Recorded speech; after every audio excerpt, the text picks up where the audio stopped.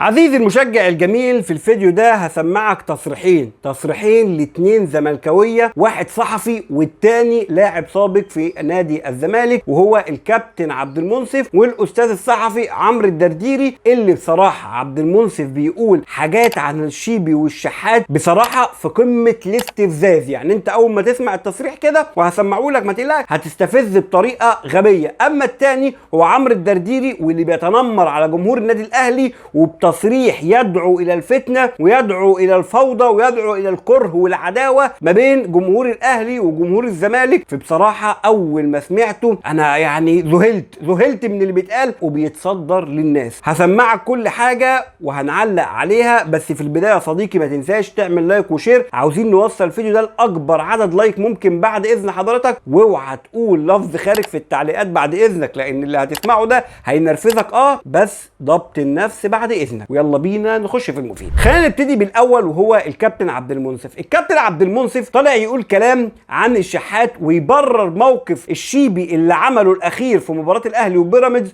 والدخله الغبيه والعنيفه في رجل حسين الشحات دي بكلام اسمع كده. طب هو من وجهه نظرك الشيبي كان عايز يروح لحسين ليه؟ عاوز رد فعله انه واضح جدا انه هو عاوز ياخد حقه، لان برضه تاني هيرجع تاني عايز يروح يضرب نفس حسين. المشكله. عايز يضرب ان انت طالما بتحس بالظلم ان انت الموقف اللي حصل ما كانش فيه ردع وما كانش فيه مقهور وعايز ياخد حقه.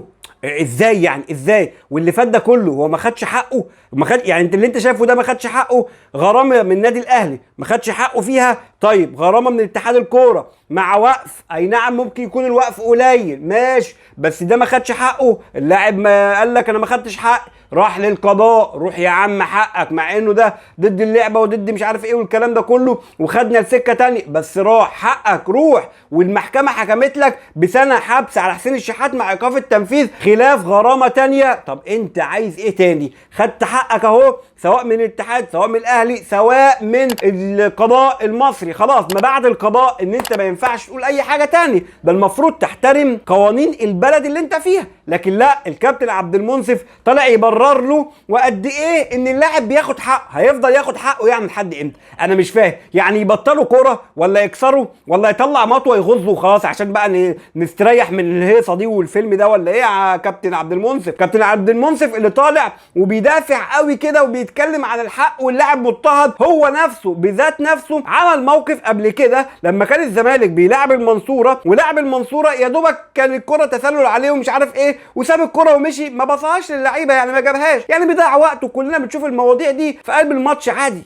قام ماسك الواد رقعه كفين على قفاه كفين مخبرين جيب هو نفسه. يا كابتن ما راعيتش شعور الواد ده ليه؟ الواد اللي مقهور المظلوم ده، انت بعد كده حصل لك حاجه بقى اتخذت مثلا في قضيه ولا حتى سيبك يا عم من القواضي والكلام ده اللي احنا اصلا ضده، ما ينفعش ان الكره تخرج للمحاكم والكلام ده. الاتحاد عمل لك حاجه؟ النادي بتاعك عمل لك حاجه؟ ولا اي حاجه. جمهورك طبعا طلع زعلان منك ولا حاجه؟ ولا اي حاجه. ولا حد اصلا حس بالواد المظلوم المقهور اللي اتضرب كفين قدام الناس كلها وقدام على الهوا مباشره واهل بيته وحتته ومش عارف ايه بالشكل المهين ده. انت فين بقى يا كابتن عبد المنصف؟ ما طلعتش ليه ساعتها اعتذرت حتى للواد؟ ولا هو اي كلام وخلاص عشان خاطر ايه؟ نبرر الموقف فقط عشان حسين الشحات لاعب في الاهلي. حسين الشحات مرارا وتكرارا قلنا ان هو اخطا، مفيش كلام في الموضوع ده، اخطا 100%، ولكن خلاص انت الراجل راح وخد حقه بالقانون. عايز ايه تاني؟ يعني ايه تاني ياخد له حقه؟ ما تفهمش. فده بصراحه في خلط غير مبرر تماما من الكابتن عبد المنصف. اما بقى الاستاذ الدرديري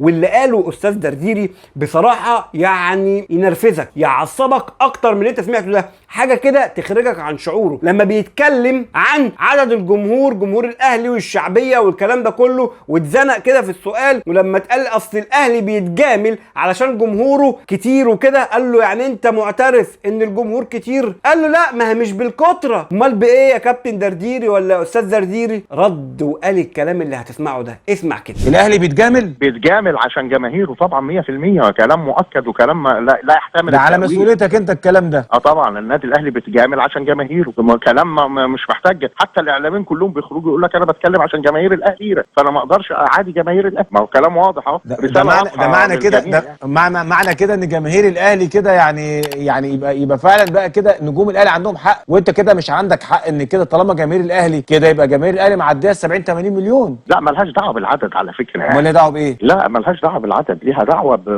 بمستوى الجماهير نفسه. يعني معروف ان نادي الزمالك هو النادي الملكي، فجماهيره معروفه انها اليه، ومعروف ان جماهير النادي الاهلي وجماهير الشعب، الجماهير الطبقه العاديه، فبالتالي الطبقه العاديه ممكن تعمل مشاكل وممكن تعمل ازمات. أنا جمهور الزمالك جمهور اليه، وجمهور الاهلي جمهور شعبي وبيعمل مشاكل وبيعمل هيصه. قال ايه يعني مش فاهم بصراحه. جملة عنصرية بشكل كبير جدا، ولازما سواء انت صحفي تتحاسب على الكلمة دي، وكونك انك طلعت في الاعلام ايضا تتحاسب على الجملة دي. انت متخيل بيفرز وبيفرق ما بين جمهور الاهلي وجمهور الزمالك. وخد بالك انا مش عايز اعمم واقول اصل جمهور الزمالك ايه ونخش في المناقشات دي، لا. جمهور الزمالك جمهور محترم وناس محترمة، بنختلف في حاجات كل ما فيش مشكلة. ايضا جمهور النادي الاهلي جمهور محترمة، وكل واحد له قيمته وله قدره بشكل كبير جدا، سواء بقى حالته الاجتماعية ايه مش حالته ايه، معاه فلوس معوش فلوس، دي مش هتفرق الاليت والكلام ده. والطبقات الاجتماعية دي بتفرق بس بين نفوس الناس. انت طالع تقول ايه؟ الكورة بتلم كل الناس. انت بتروح الاستاد